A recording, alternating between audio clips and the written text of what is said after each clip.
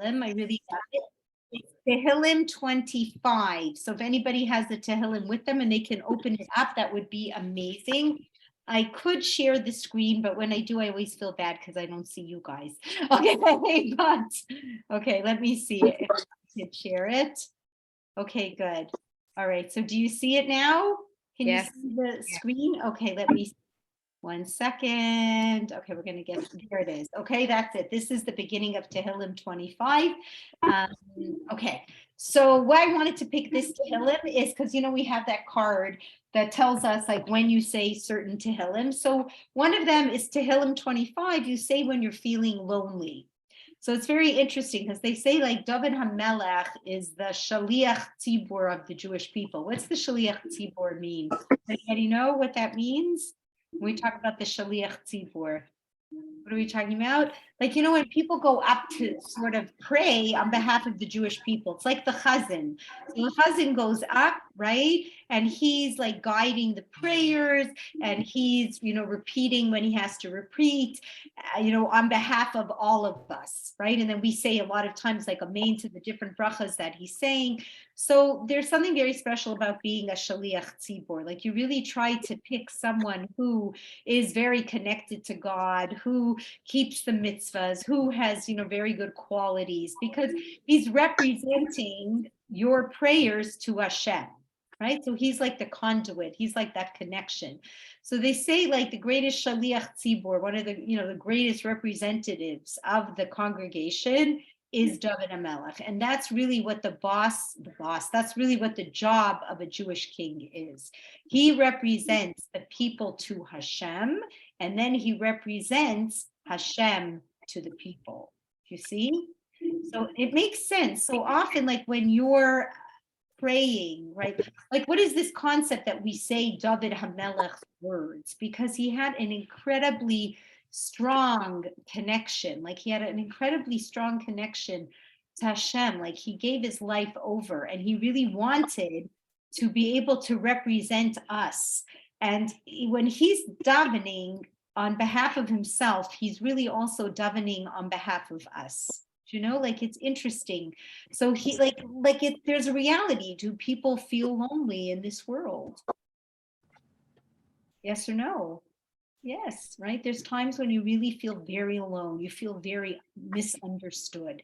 You could even be at a party and feel alone. You know, you can even be in the company of many people, but you're still feeling very alone.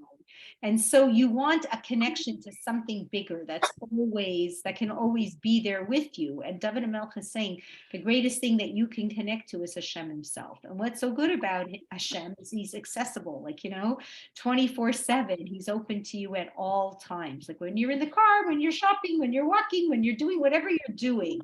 So David HaMelech is saying, you know, when you want to be accessible to someone, right? Like you want to get close to someone, you want to understand them. You want to understand them and you want to feel comfortable being with them, you know, and you don't want to feel like there's anything blocking you. So what's going on here? Okay, hold on 1 second. I just looked at the chat.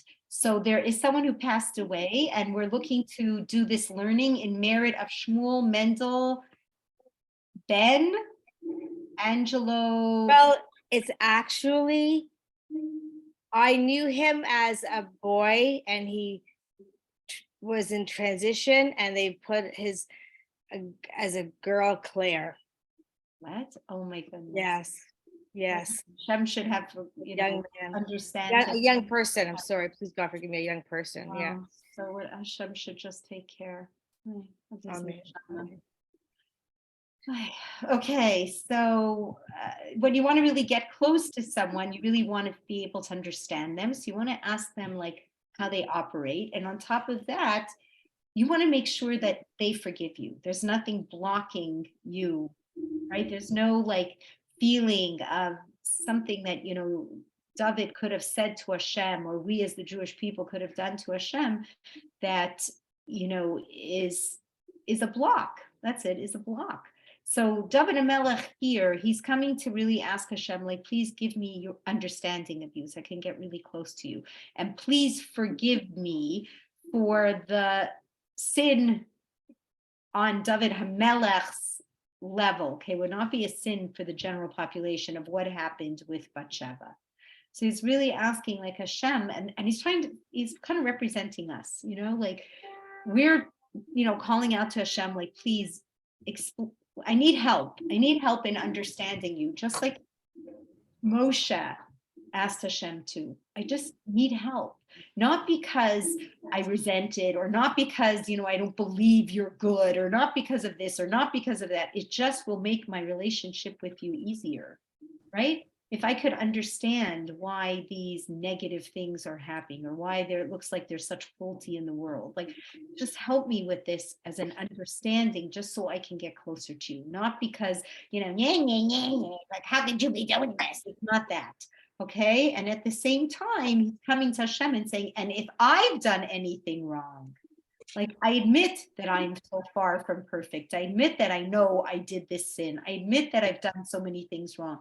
Please, please forgive me. And this way, he's opening up to a much bigger, deeper, and more intimate relationship. Do you know what I mean? And that's kind of, it's funny, like, you're dealing with people all the time. And sometimes I'm dealing with people whose marriages are really, on edge, like severely on edge. And it's really scary. Do you know what I mean? It's really hard.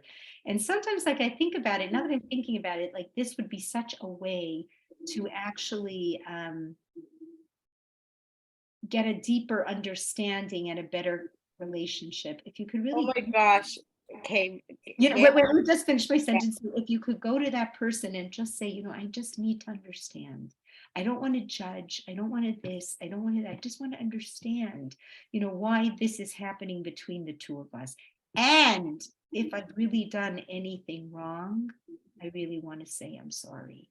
Like, could you imagine? Because most of the time when we're dealing with these relationships, you're looking at the other person like it's all your fault. You know what I mean? And, I don't understand you. You're right. Let's explain. You know what I mean? Like, we don't open up for, like, let me sincerely just say to you, I want to understand you, not you have to explain yourself so that, you can be justified in my eyes. That's not what David HaMelech is saying to Hashem. You don't need my justification. I know what you're doing is right. But if you could give me more insight, it would help me understand it better. Do you know what I mean? And I'm not going to demand that insight from you until I tell you I'm also at fault. You know what I mean? And I'm not perfect in this relationship either, right? So it's just like it's a good mussar. Okay, so now Rachel, sorry, did you want to say something? I know, I was literally thinking that as you said it. I couldn't believe it because I'm starting with Hannah. It's a Geula Wives book club, and all of the things that we can do in relationship. And also the whole idea that you're never alone. Yeah. I mean, the part about relationships and being able to come from a place of really wanting to connect, be vulnerable, apologize, be humble. Yeah. Yeah. So beautiful. Yeah. This is all what you're going to see in this Tehillim. So the theme of this Tehillim, if you had to ask, the theme is, 1 is getting close to Hashem, and 2, it's the concept of trying to do tshuva. So we're not going to get through the whole Tehillim today. This is going to be part 1 of Tehillim 25. So now if you look at it, the very first sentence is very interesting. It says, LeDavid, Elecho Hashem nafshi esah.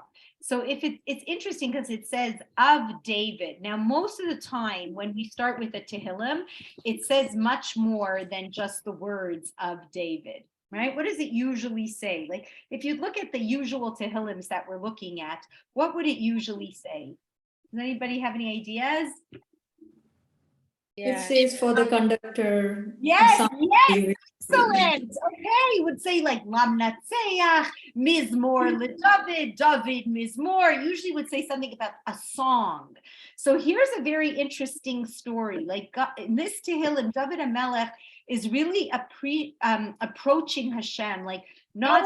If you find it, then give it to me. Okay, hold on 1 second. Whoa, whoa. Everything is going at the same time. Hold on 1 minute here. All the phones are going. This is going. That is going.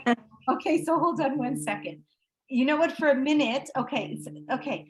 I have a hard time with doing this without seeing everyone's faces, but I'm trying just because I want you to see the Tehillim itself. So what's going on here is David HaMelech is not approaching Hashem like with music or nothing is like having to, get his heart to open up. This is just a real conversation. This isn't like la la la la la. It's like I just need to talk to you. And that makes sense because I think when a person is feeling lonely, they just want to talk. It's not about a song. It's not about, a poetic story. It's just, I want to talk to you. That's all. I just want to talk. So here's David talking to Hashem. And here's what he says. He says, David, Elecho Hashem, to you Hashem, nafshi esa, which means, oh Lord, I set my hope on you. It also means that I'm lifting my soul, like I'm giving myself over to you. And what he means when he says that, he's saying very sincerely, very earnestly.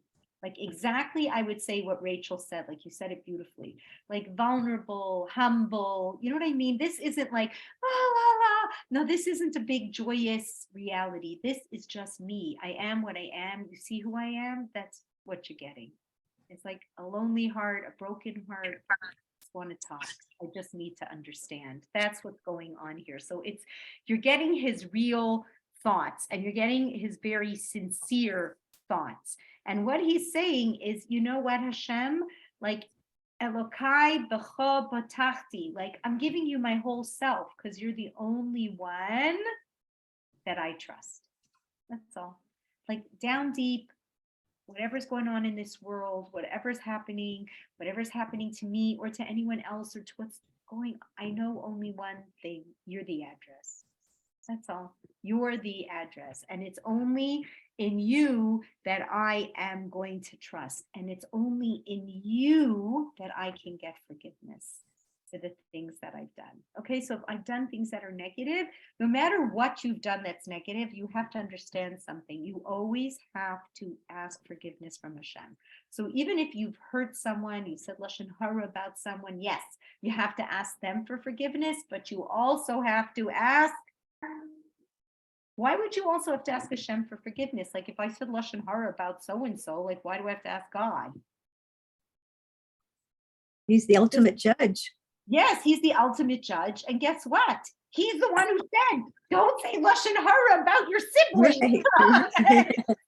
There's like a two-part to every mitzvah. It's always been a dam l'makom. You know what I mean? Like the underpinning of every single mitzvah has been a dam l'makom. So you're always having to ask Hashem. So this is what he's saying. I'm lifting up my soul. I'm putting all my hope in you. I'm hoping for your forgiveness. I'm hoping for your understanding. I'm hoping for you, wanting to give me a more intimate connection to you. Okay, so it's very interesting. So the Malbim says, when he's saying, like in this introductory sentence, like I'm giving myself over to you, that means I'm living with a focus. Okay, what is that focus? I'm giving myself to you. I'm living with a focus. What's the focus? I'm asking you. It's like the prayer of things. The prayer of things words are so like they just seem to be resonating, like because it's our relationship with Hashem. It's all based on that relationship. Right. And what is it? It's all based on an understanding, the good, the bad, and the ugly. I appreciate it all. It's all coming from you. I'm giving you myself physically, I'm giving you myself spiritually, and I'm giving you myself emotionally. That's what's really happening, like that's what's really happening here. So that's what he's saying. Like, I have a focus here, I've got a target that I want to meet. What's the target I want to meet? Like, I got a bullseye, I got an arrow, and I got a target. What's the target? The target is you, Hashem. I want to give myself to you. Okay. I want to completely, I don't know if the word is surrender. It's not surrender. It's because I want to do it with joy. It's not that I surrender because I give up. You know what I mean? I surrender because I have an understanding that I'm not going to find what I'm going to need and what's going to make me the best me or make this world the best place outside of you. So I'm directing. So what does that mean? I'm going to direct myself physically to you, Hashem. What does that mean? It's like mitzvah, walk in God's ways. Like, Ah, beautiful. Right. I'm going to physically, the way I'm going to eat. Okay, guys, we're going to eat kosher. Okay. Like, think about all the physical, the way I'm going to dress. Mhm. What isn't that? Like, we got to be real here. So what does it mean? I'm going to give my emotions to you. What does that mean?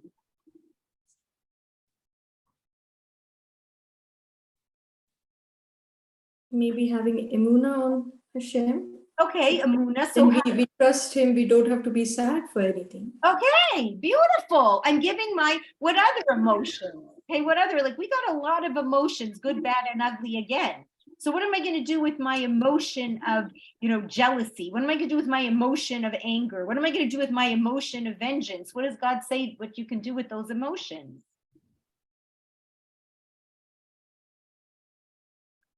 What does God say? Make it positive. Yeah, you're going to have to turn it. You're going to have to work with them. You can't just let them go.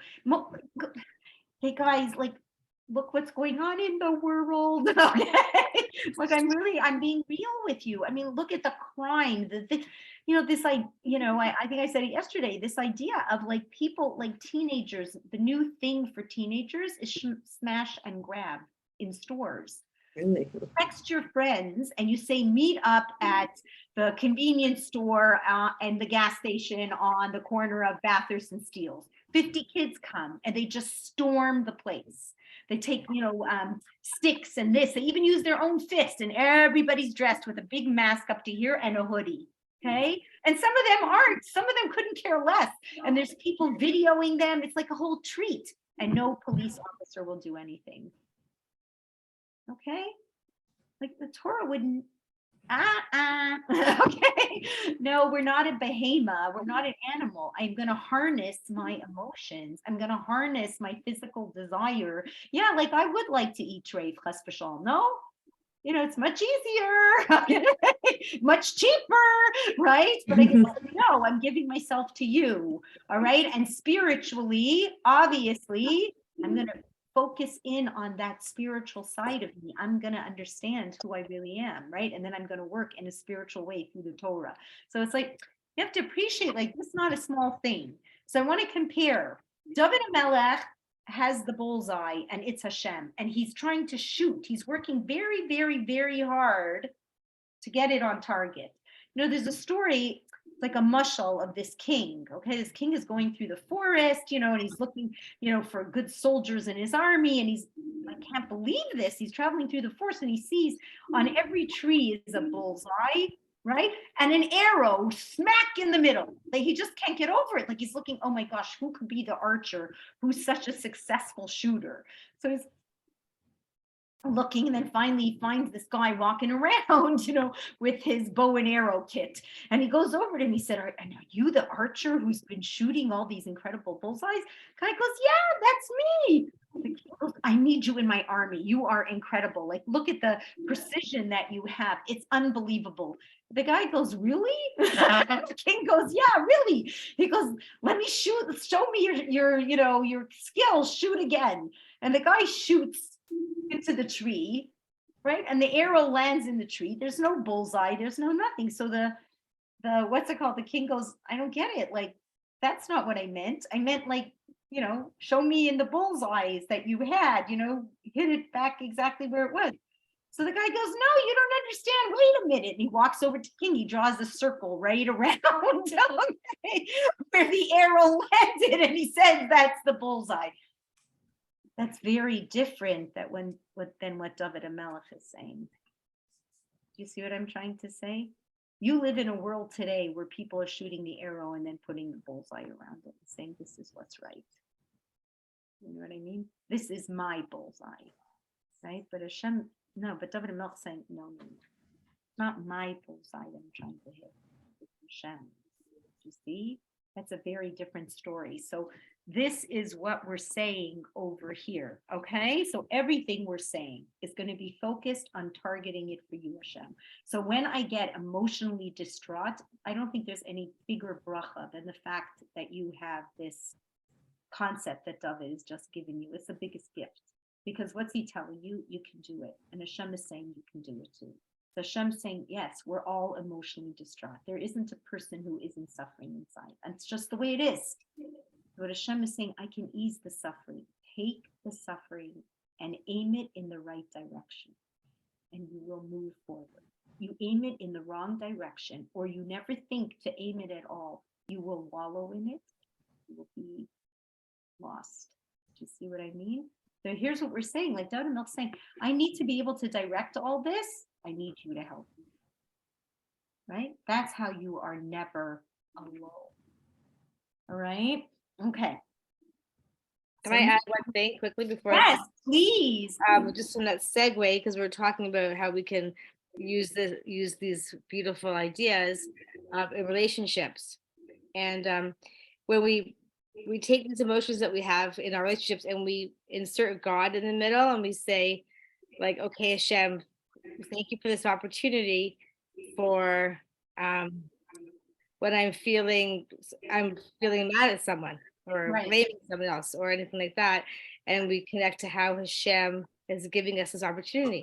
Yeah, as a test to grow, 100%. It's also the concept of, it's a very famous Devar Torah at every single Sheva Brachas that everybody says, that man is Ish and woman is Isha. And if you take a look, there's a letter Yud and a letter Hey, and that means God. And if you keep the letter Yud and the letter Hey, meaning you keep Hashem in your marriage, you're good. If you take Yud and Hey out, it's fire. All right, that's what's left, Aish. Okay, so 100%, 100%. Okay, so now very interesting. So if he's saying, now listen carefully, because this is the key to successful prayer and the key to getting your prayers answered. All right, what I'm about to tell you right now. So what he's saying here is, I am willing to lift up my whole soul. I have, complete trust in you. And I want you to know, God, that I want to give my spiritual, emotional, and physical self to your derech. Right? I want to be Yashar Kael, Yisrael. I want to be straight with you, God. So that would mean, think carefully, that when you're praying and you're asking for different things, you need to know why. So David HaMelech is saying the why is so I can connect with you. That's big, okay? Because we spend a lot of time praying. So like Rav Noach Weinberg used to say it so well. He used to say, like, people would, he would say, you could get all your prayers answered. So what do you want? So the guy would say, money. He'd say, really? Why? Kids, why? Good looks, why? Why? And at the end of the why, the answer should be because I want to be a better servant. I want to be in better service to you. The word servant and all these words have such bad connotations. Like, it's scary to use them, right? But I want to be my best in my service to you. I want to have money. You know why? Because you can give charity. I want to have money because I want to have a nice home so everyone can be comfortable in it. I want to have health. Why? So I can be vibrant and live on this world and fulfill my purpose. I want to have children. Why? Because I want to leave a legacy to your name, Hashem. I want to make a Kiddush Hashem. I want to make the world better. Do you see what I'm trying to say? So why, sorry. Yes, go ahead. Why would you get married if you can no longer have children? Because even in marriage, children, always remember this, the definition of children is good deeds. Okay, children, it says like Eila toldos Noach ish tzaddik. These are the children of Noach. Noach was a tzaddik. And then it starts talking later about his children. It's good deeds. And I'm going to be real with you. Nothing is a better venue to work on becoming a better person than marriage. Okay, you want to know how to test your nose? Anybody want to know the character development test? Let's be real. Okay, that's what Hashem says even. Okay, God says, I'm going to put you, Ezer Kenegdo, okay, a helpmate opposing him, all right, or her, all right. This is going to be the way you're going to really learn to grow. Okay, so that would be that. So it's just an interesting idea. So let's put it this way: when you're asking Hashem for your prayers, your stuff, so to speak, so that you could be better and more connected to Him, then it's not a question of Hashem having to go, well, is it a good idea or a bad idea? I just want money. And God has to go, you know what, this chickie with money, it's going to get herself into big trouble. Money isn't good for her. But when this person says, no, I want money, and they sincerely mean it, like Hashem has to, knows your sincerity.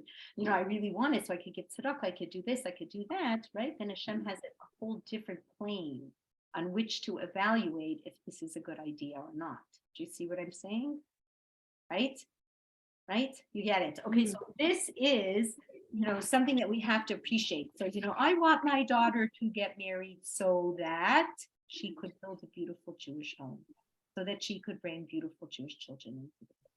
Not so that I can be just like everybody else and we have something to talk about. And then, what I mean? I want to get married so I can show everybody my ring. I want to have talk like this with my hands like that. Do you see what I'm saying? We have to be careful. Everybody else has it, right? That's not right. It has to be something bigger than that. Okay, very beautiful. Okay.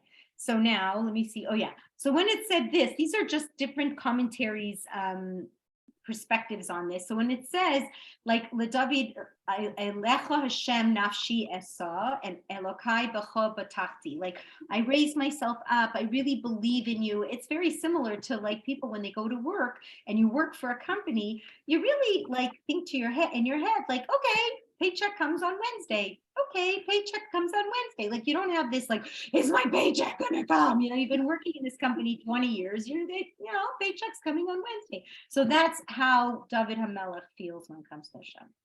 Like very relaxed, very, you know what? God's gonna help me. God helped me in the past. God's gonna help me in the future. Like which is a beautiful way. Okay, so in fact, there's another Tehillim, the Radak says, that gives an understanding into this one, where he says, Biyadcha afkid ruchi, I have given you my soul and you redeemed it. What's going on? Like every night we really give Hashem our soul. Like every night, right? We say when you're sleeping, you're like 1/60th dead, right? You're unconscious, you're not talking, you don't know what's going on. Some people, a train can go through their house and they don't even know it. Right? They're just sleeping, everything's, that's the way it is, right? So every day, in a way, we're really putting our trust and giving Hashem our soul, right? And every day when we wake up, we can't take for granted that moda'ani. And what do we have to appreciate? That when we give Hashem our soul, he gives it back to us. And he gives it back to us in a clean condition. It's not like when you lend something to someone, you sometimes never know how it's going to come back. Okay, so we have trust, Hashem is going to send it back to us, in a beautiful way. Now, if you look at this, you will see a lot of it, like here's the letter Aleph, and Gimel, Dalid, Hey. So a lot of this Tehillim goes almost according to the Aleph base. And if you look, a lot of times when David HaMelech writes his Tehillim, he'll write it like starting like Ashrei is a very famous Tehillim that's written Aleph, Beis, Gimel, Dalet. Okay, so number one, the Aleph Beis is an extremely powerful spiritual force. And if people really understand what the Aleph Beis is, they can understand how to say the word in Hebrew for something. It's very interesting. Like if you really got it, you would know how to formulate. It's almost like my husband used to call it the periodic table of spirituality. So let's say H2O equals water. So you'd be able to do whatever, Gimel Dalid equals fish. Okay, God, God, right? Just interesting. So there's a lot of power in it. And the rabbis say a lot of the reason why David HaMelech also did this was to make it easier, Rav Hirsch says, for us to remember. Okay, to remember what's going on. And now, okay, so in some Tehillim, David HaMelech is trying to get to the bottom line of Amunah. In some Tehillim, he's trying to get to the bottom line of why is Hashem hiding himself. In some Tehillim, he's trying to get to the bottom line of, help me. But in this one, it's, I just want a connection. That's what it is. So really, if you look at these words, Elokai b'cho batachti, it's the first time you will see in God we trust. Like on the American bill, This is it. Okay. My God, in you I trust. Okay. So it's just a very nice idea. And what does he say? Now listen very carefully, because this is a very good way for us to pray also. Okay, so I want you to know. So when we're praying that we're giving ourselves over, we want the spiritual, emotional, physical for a connection. And two, Elokai b'cho b'tachti al evosha al ya'alozu oivai li. Oh my God, in you I trust. May I not be disappointed, and may my enemies not exult over me. Evosha is also the word for busha.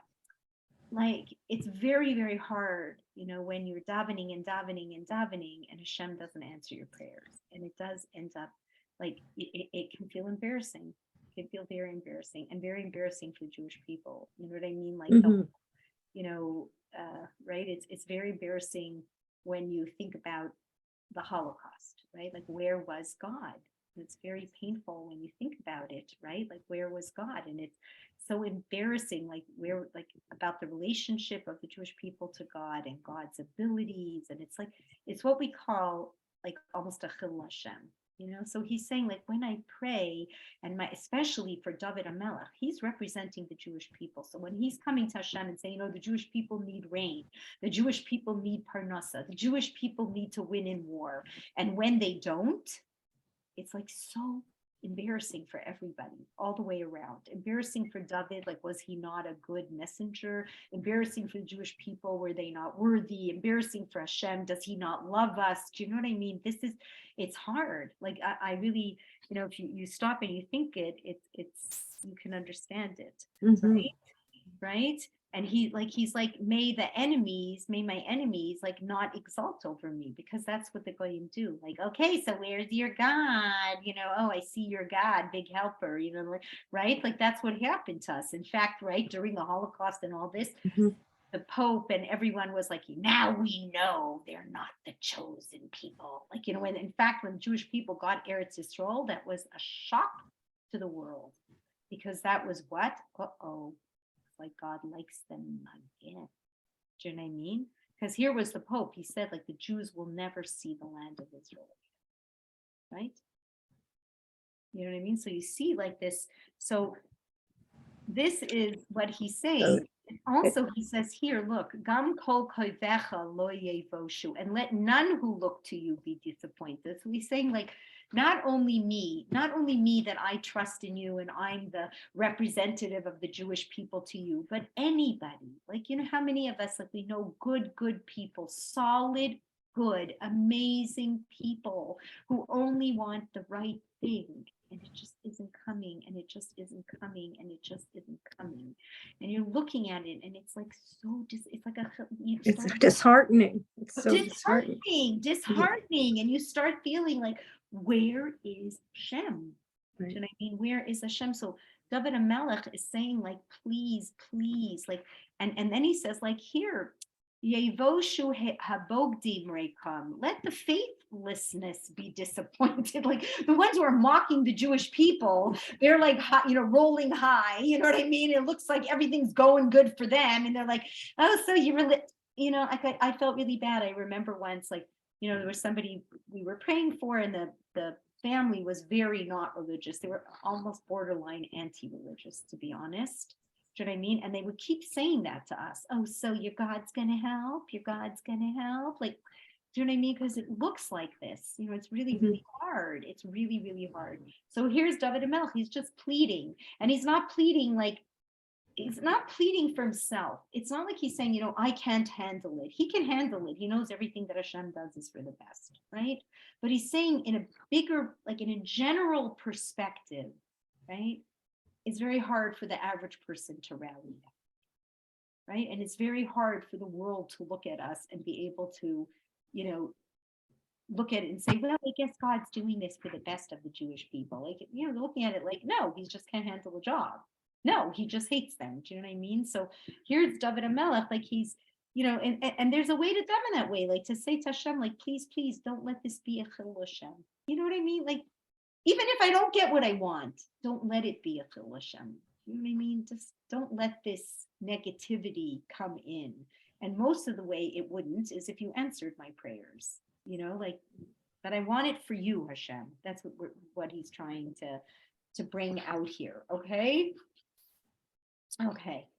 Because it's right, because we know that David is secure in this. Now, when he says this, Elokai b'cha b'tachti, he's asking us to do something very, very big, all right, huge. And I'm going to tell you a phenomenal story. Elokai b'cha b'tachti means I really trust in you that I can be my true self in the secular world, and I don't have to be embarrassed by it. Which means, like, you know, you travel around, it's not so easy, right? You travel, you go to different places, people look at you like, how come you are dressed so up, sleeves are long and skirts are this and this and that. And then how many times, like, I've had to daven, my husband has to daven in an airport, you know what I mean? Somebody, oh, this is all this, you know what I mean? People in the airport are looking and I'm like, you know what I mean? And I just, too bad, that's it, we're davening in the airport.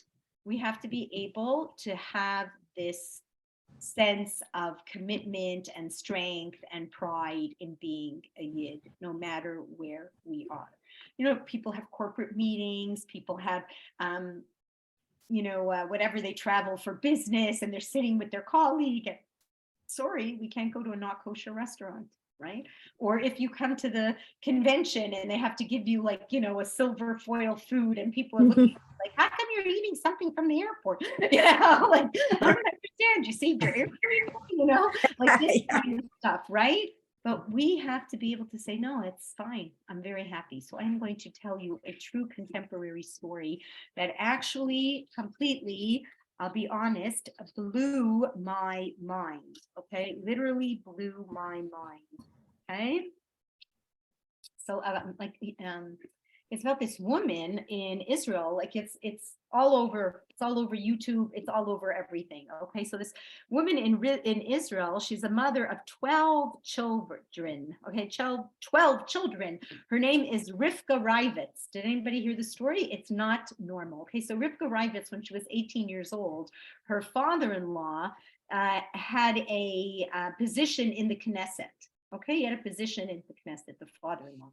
And she was a very, the word in Yiddish is geschickt. Does anybody know what that means? Like a very capable woman. Okay, she's 18, she's really capable. And this minister in the Knesset, who was her father-in-law, religious, with a beard from the religious party, asked her, would you like to be my manager of my staff manager? So she said, yeah, fine. 18, she's very good at these things, very super organized. Okay, fine. So she became the staff manager. She was doing a wonderful job. And then they passed a law in the Knesset that you could never hire any of your relatives. Okay, fine. So he let her go, but there was another Knesset member who saw how skilled she was, and his name was Reuven Rivlin. Okay, so this Reuven Rivlin hired this Rivka Ravitz. Okay, very similar name. So he hired Rivka Ravitz, and she was excellent. And then he wanted to run to be the president of Israel. I'm not sure if he's the current president, but it could be. He wanted to be the president of Israel, and he said to her, "I want you to manage my campaign." Could you imagine? So she's the older person now. She's managing his campaign, and she's married, right? She's married, and now years are going on, and she successfully had him elected. Like this, President Rivlin really accredited her for her hard work to managing that campaign, that he was successful. So he asked her, now that you've managed my campaign, I want to give you the position of like chief of staff. So she became chief of staff to the president of Israel. All right. So when you're chief of staff to the president of Israel, wherever he travels, you travel. So she has met Donald Trump and Obama and Biden and all of these people. And as she was working, guess what? She was giving birth to children, and she has 12 kids. Oh my. 12 kids. And ultra Orthodox, she went to Beis Yaakov in Geula. Okay, we're talking the, Haredi, okay? Haredi. So now this President Rivlin is about to go to visit the Pope in the Vatican. And this is huge, with the Israeli ambassador to Rome. All right. So they're on their way to the Vatican, right? And they're talking to them, they're giving them tips on how you behave in front of the Pope, which makes sense. They tell them the map of what they call the palace, the Vatican, the palace, and they show them how you're going to walk. And then you get to the Pope and you shake his hand. Oh, Okay. And the Pope is wearing a cross, big one. And you bow in front of the Pope. What does this remind you of? Esther walking Queen down. Esther, yeah. Exactly. Okay, so she says, look, I have 12 children. I'm a Haredi. I have never in my entire life shake the hand of another man except my husband. And I don't want to do it now. So the ambassador says, okay, I hear you. What I'll do is I'll tell the cardinals in advance that you're very religious and, whatever. Okay, fine. Fine. So now they're in the car and they're on their way to the Vatican. And she turns to the ambassador and she says, I just want to make sure you told the cardinal to tell the Pope. And he goes, oh, I can't believe it. I totally forgot. But we're on the way now. And you realize how serious this is because the Pope is a very big linchpin between Israel and the Palestinians. And you can't blow this. You know this. Like, we need this to be perfect. And if I would call your rabbi, I'm sure your rabbi would say you could shake this man's hand. And she's like, no. And he's like, you had better think about this because the world is watching you. Is this like covered in the news? Do you understand? Like when you guys are finished today, you could go on YouTube and type in Yoel Gold and this story with Rivka Riv. Like it's worth seeing it, like because it's so beautiful. Okay, Rivka Rabbits. So she says no. You know what to do, because in her head, what was she thinking? Headlines: Haredi woman destroys relations with, you know what I mean? Like, think about it. Like, this is not a small story. All right. So she's like, everyone's walking in bit by bit, right? First comes, the president, and he shakes the Pope's hand, bows, and the Pope gives you this little gift. And now it's her turn. And she said she was sweating and her heart's beating. And the Pope puts out his hand, and she takes both hands and she puts them behind her back. She says, for religious reasons, I don't shake it. And then this rabbi, not rabbi, President Rivlin is like, oh my God. So he starts talking in Hebrew and starts saying she's very Orthodox and this is what happens with Orthodox. He starts explaining it, and the Pope bows to Rivka because he was so impressed that she would stand up for her religious principles. Could you imagine? And there was they took a picture of it, went everywhere. The Pope bowing to this Orthodox Jewish woman. And she speaks all over and talks about it. And then she told the story of seeing President Biden. So President Rivlin took her to see President Biden. And the same thing happened. He went to give her his hand. It was like a private meeting. It wasn't a big official thing. He was going in to see President Biden to say goodbye. And he asked her, you know what? You're an amazing person. I want you to meet the president, so would you like to come in? So she said, yes. So she goes in, and then it was a nice warm goodbye, right? So then he goes, this is my chief of staff. And then the president goes, oh, nice to meet you. And puts on his hand. So she goes, I'm so sorry, but I don't shake hands with men. It's in religious principle. So then the president's had this strange look. So quickly, this President Rivlin of Israel said to President Biden, he said, and you won't believe this. Do you know how many children she has? That line in. So President Biden goes, oh, well, how many children? And she said, 12. To which his eyes pop out, and he says, you know what? I wish my mother could have met you. She would have respected you so much. And he took a knee to her. He bowed down and took a knee to her. So if Mashiach isn't coming, I have no idea what's happening, because as crazy as the world is, this story is more crazy. Could you imagine such a thing? So here's what David HaMelech is telling all of us, like, stand proud. And that's what she said. Like, I don't know if it was like they show her in this video when you'll see it. It's like a short video that tells the story. And she's speaking to an audience of people. And she says that in the end, when she stood for her principles, she's more respected and understood than if not. Do you know what I mean?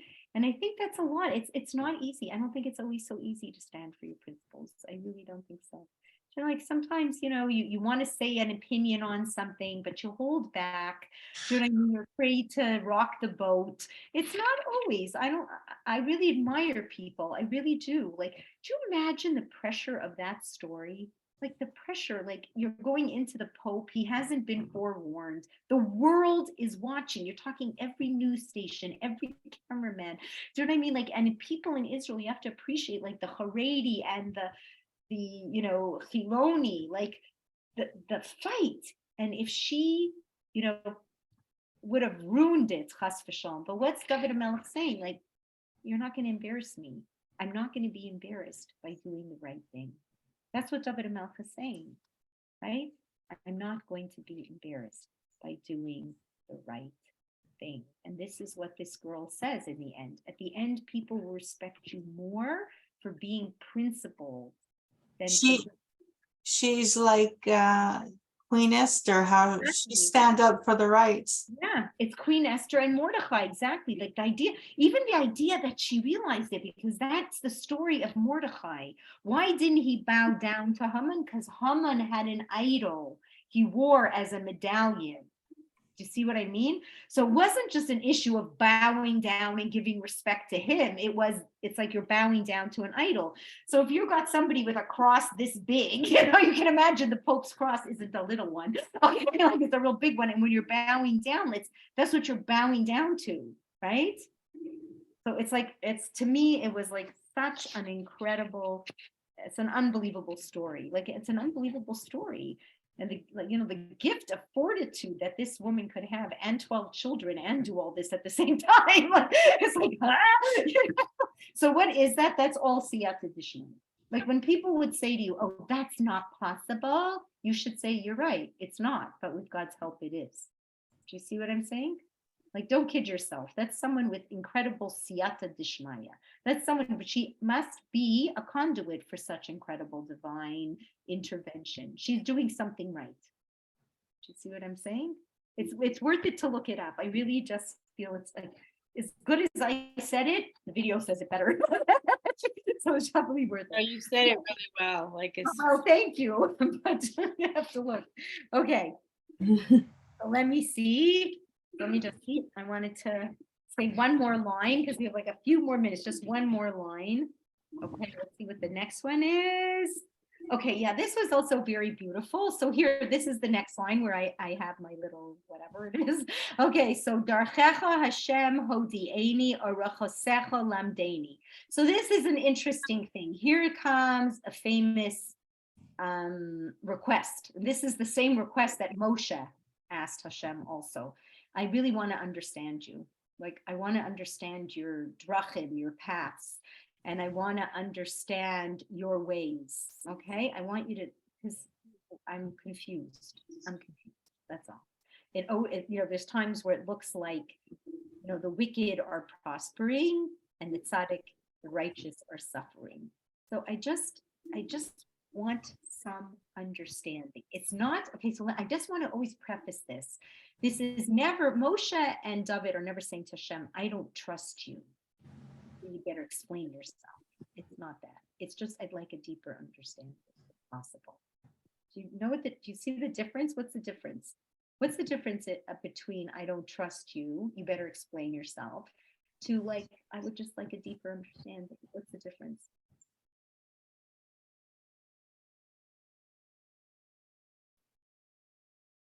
It's hard to put It's Go ahead. Yeah. Go ahead.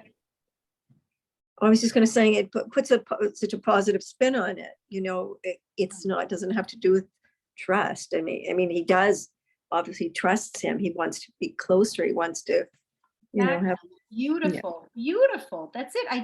Clarity. I just want more clarity. That's all. It's not that it's not about, I like, even if I don't get the clarity, I'll still love you. But if I get the clarity, you know what I mean? Like, it'll just be more endearing. And that's the truth. Okay, that's the truth. It doesn't mean I won't love you. It doesn't mean I don't love you. It could just open me up a little more, right? It's almost like you're saying the fault isn't yours. It's just I'm limited and I'd like to be more expansive. That's it is. I'm limited. I'd like to feel a little more expanded in my understanding. That's what it is. So it's very interesting because when it says, I want to understand darchecha, your ways. So I want you to know that the Torah tells us like we should follow in Hashem's ways. That's what it says. We should literally, it says, walk in his ways. We should follow in Hashem's ways. And like he is merciful, we should be merciful. So what we say, and I think it's very important, like this whole time period of Sphira, right? And we talk about these things called the Sphirot. So the Sphirot, like they talk about kindness and Gevura and discipline, right? Kindness, discipline, balance, endurance, all these different character traits. So what do we say? We say that God interfaces with the world with these character traits. And he's implanted in us these character traits in our soul. That's what our souls are made of. And when we talk about developing character, what we're trying to develop is these traits, okay? We're trying to develop like the Chachma, Bina, Das. We're trying to collect wisdom. We're trying to collect understanding. And then Das is once you have the wisdom and you have the understanding, Das means you do something about it. So we are not people who learn just for the sake of learning, right? We're not the ethics professor who can be very unethical because, you know what, ethics and me have nothing to do with each other. We just collect information and then I send it over to you. That's not the way we live, right? And then we're trying to really develop these character traits to be more godlike. Maybe next week, I'm going to do more on the Sphirot. You know what I mean? We might take a break from the Tehillim just because we're in Sphira time and I really want us to, to use it wisely. So when he's talking about this now, when he's talking about this, he's saying like, I want to learn, I want to understand you better. I want to know your ways better so that I can be like you, right? Because if you're saying that, like we always say, like, our neshama, we want to be godlike. We want to elevate ourselves, right? We want to be a person of kindness, but we don't want to be an idiot when it comes to kindness. We also have to know we need gevura. You need boundaries in kindness. Otherwise, like, what will they tell you? You have, God forbid, someone in your family who is addicted to drugs. Kindness is not giving them all the money to buy the drugs and all the alcohol. That's not kindness. Kindness would be not giving it to them so that they don't destroy themselves, right? Not being an enabler, all right? Okay, so let me see. Okay, so now also it says something very interesting. When it says here, let me just see a minute really quickly. Yeah, let me know your paths, right? And teach me your ways. So really a derech is more of like a main street, okay? That's the main street, right? And then ways are the offshoots of the main street. So what David is saying is Main Street is your good God, right? I can see, I can walk, I can talk, I can breathe. I have a family. Look at these beautiful women on this line. We're all learning together. We're soul sisters, okay? That's what we are. I'm not kidding. We are soul sisters, all right? We're connected through something very deep. We're not just connected through like, I like nail polish. Like we're connected to something of incredible value. And we're all people working together, right? We're working together to try to be better, okay? Better as in people, not better as in, better hair, better this. We're talking about better people, all right? So, there's a derech that we see, God, that you're very good. But sometimes there's these paths that come off the derech that seem very harsh. It seem like strict judgment. So he's asking, like, I just need help. understanding. I just need light. I just need you to expand. Give me the strength to get it. You know what I mean? Let me understand what's going on here. Okay. All right. So now let's see what it says here. Okay. I think, you know what? We're going to stop because if I keep going, we're going to get into trouble. So next week we'll do more. Okay. So maybe on Sunday, I'm going to do the skiras. Mirza Hashem, bli neder, okay? But maybe Sunday, because then Monday, I like all this field goal stuff. Okay. Okay, so wait a minute here. We are going to stop share. Yay, so nice to see you. I'm so appreciative that you're here, like really. Okay, then I am going to stop recording. Okay.